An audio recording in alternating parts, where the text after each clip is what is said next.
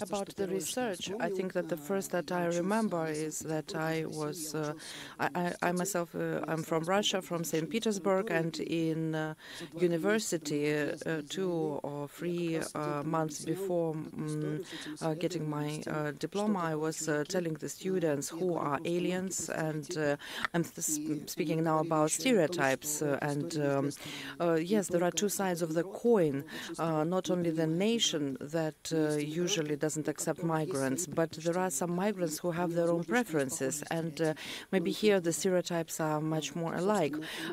So maybe that's my take. And also I would like to say that this month we have conducted a second survey, second research about migrants from Russia, and we have researched their psychological state, and of course there are some migrants from Russia and and their families.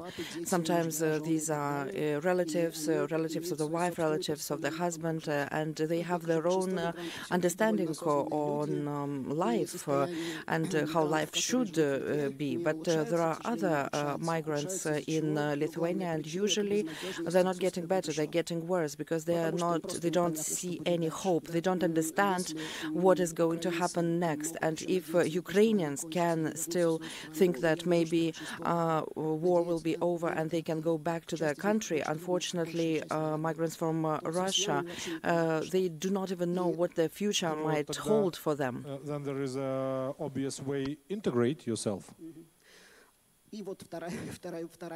And the second take that I would like to vocalize is what Anna has mentioned, speaking about teenagers.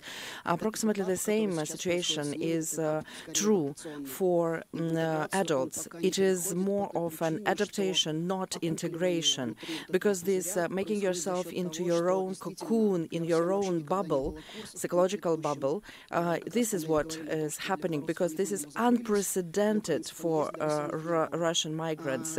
This has happened before to Belarusians, or is already happening to Ukrainians, but those democratic, those Russians who have democratic views, they feel inferior, they understand their country is aggressor, they are afraid even to communicate with Ukrainians because they feel guilt very deep inside. And in order for them to start integrating, they need to have some time for adaptation. And again, integration is when both sides work on that, because tango, it takes two to tango, as we know.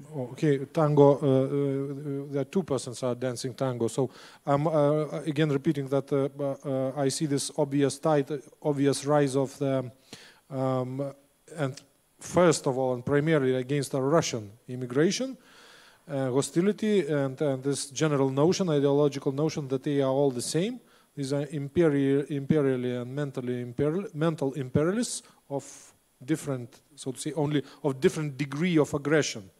So they must be excluded, they don't belong here, and so on and so on. So these are two processes going like two trains, and there is maybe going to be some train wreck in some. Imperialism, of course, Russians do bring imperialism with themselves, imperial mentality. And speaking about those Russians who are more conscious, yes, they of course say, for example, that banks do not operate in a way that they operate in Russia, and they stop themselves because they understand that. And they say, we're going to move forward because this country is not suitable for us. So, but these people exist in all nations, of course, and there are a lot of stereotypes from the Lithuanian side also. Lithuanians hold a lot of stereotypes, but imperial mentality, what can be juxtaposed to it? For example, if we now live in the country where we no longer need to have imperial mentality, where we can just live as citizens, where we understand that there are human rights and they're not being infringed, when we understand that we are not going to be persecuted for our free ideas and so on.